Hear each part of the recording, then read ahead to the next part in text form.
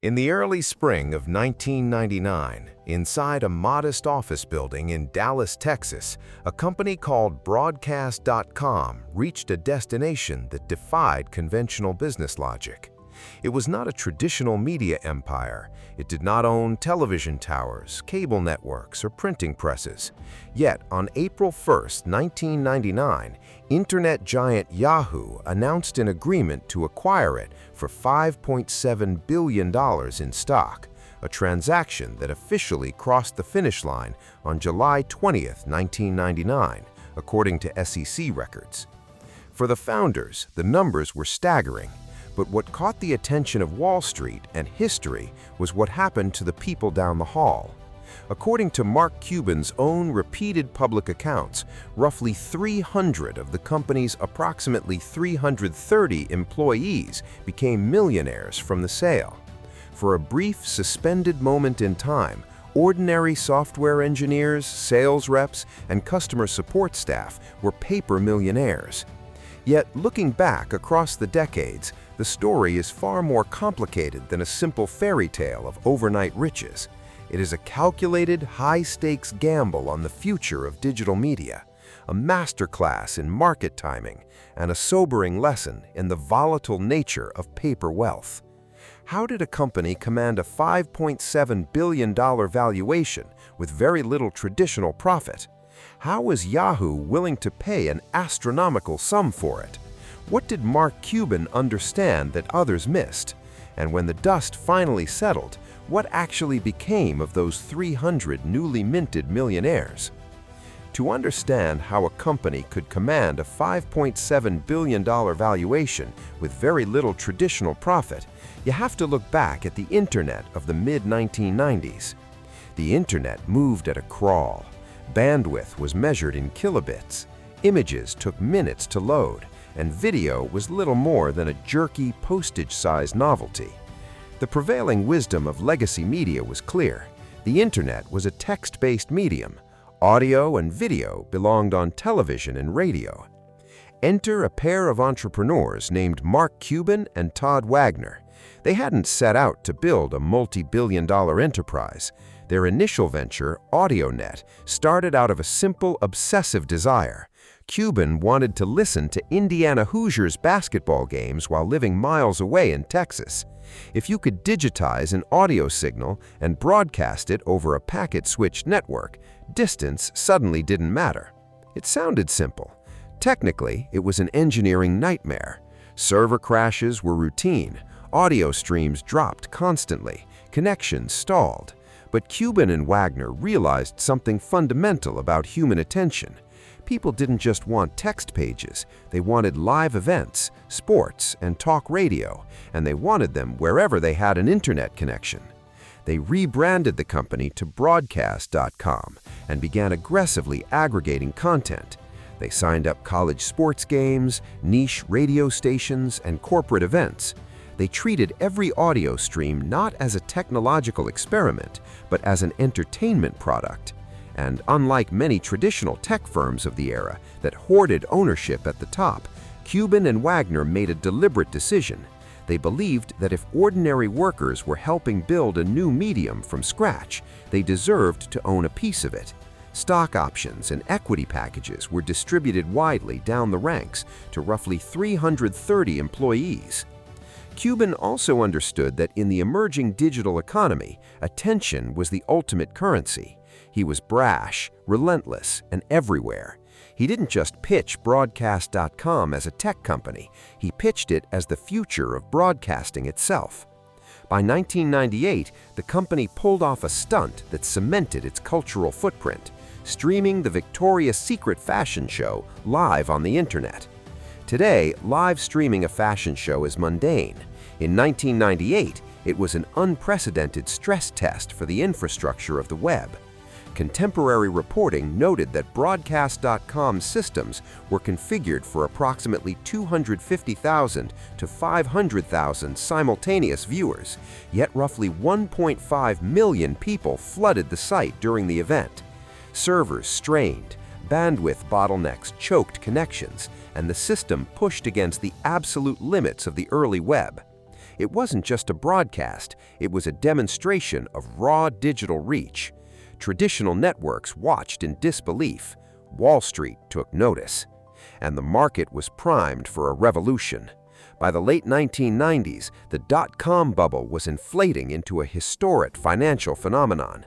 Investors were pouring capital into any company with a .com in its name, betting wildly on future potential rather than current balance sheets. Broadcast.com went public in July 1998 in one of the most explosive IPOs in market history.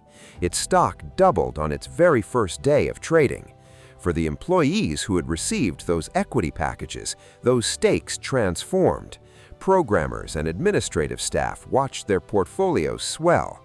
On paper, ordinary people were becoming wealthy beyond their expectations. Yet the underlying financials told a starkly different story. Broadcast.com was generating modest revenue, but it was posting substantial net losses as it expanded infrastructure and marketing. In the 12 months leading up to the acquisition, the company posted single-digit millions in revenue against millions in losses.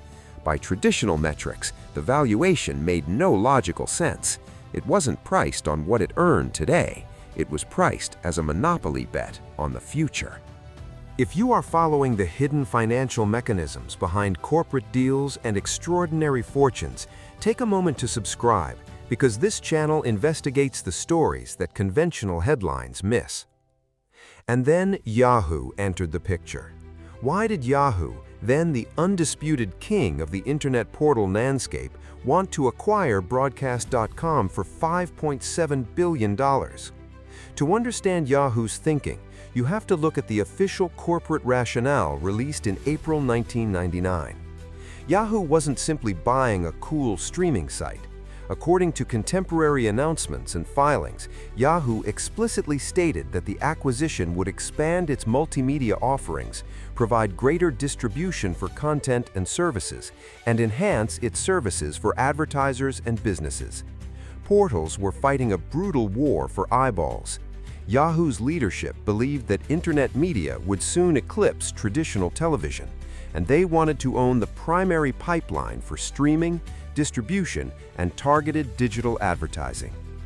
In April 1999, the deal was struck, an all-stock transaction valued at an astonishing $5.7 billion. Under the SEC documented structure of the merger, Broadcast.com's outstanding stock options were converted into Yahoo options, while its shares were exchanged for Yahoo stock. For Mark Cuban and Todd Wagner, it secured generational fortunes, and for approximately 300 employees, the acquisition was the moment their equity translated into millions of dollars in Yahoo shares on paper. Yet there was a catch, a massive, defining catch that most observers missed in the celebratory headlines. They weren't holding suitcases filled with cash. They were holding Yahoo stock. And stock, unlike cash, can move in both directions. Furthermore, holding billions of dollars worth of stock in a single transaction meant dealing with complex insider restrictions and the sheer market reality that attempting to dump a gigantic position at once would cause the share price to collapse instantly. Market timing by its founders, executed at the exact historical apex of a once-in-a-century financial mania. Mark Cuban walked away with billions intact, using his liquidity to buy the Dallas Mavericks and reshape his career as an iconic entrepreneur and investor. Todd Wagner built a successful career in film production and venture capital. And the employees? Their experience remains a legendary case study in modern corporate compensation, a vivid reminder of the profound gap between equity on paper and wealth in hand. Today, the debate over employee ownership, startup equity, and wealth distribution remains as relevant as ever. In modern tech hubs, startups still lure talent with the promise of equity, dangling the dream of the next big liquidity event. Cuban himself frequently reflects on those days, emphasizing a core philosophy. When a company succeeds, the people who built it should share in the upside. His decision to distribute equity to his workforce wasn't just a byproduct of 1999. It was an intentional choice about who deserves to participate when a company achieves extraordinary value. The story of Broadcast.com is not just a relic of dial-up modems and dot-com excess. It is a timeless exploration of what happens when ambition, capital, and technology collide, and a reminder that